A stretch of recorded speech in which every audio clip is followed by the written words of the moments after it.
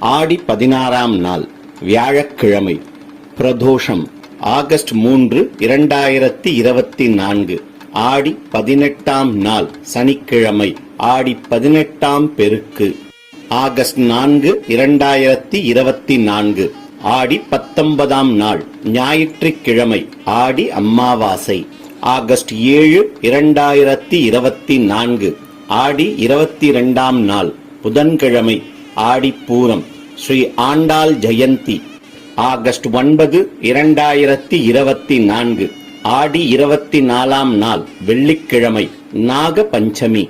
August 10, 2024. ஆடி 25ஆம் நாள் சனிக்கிழமை. சஷ்டி விரதம்.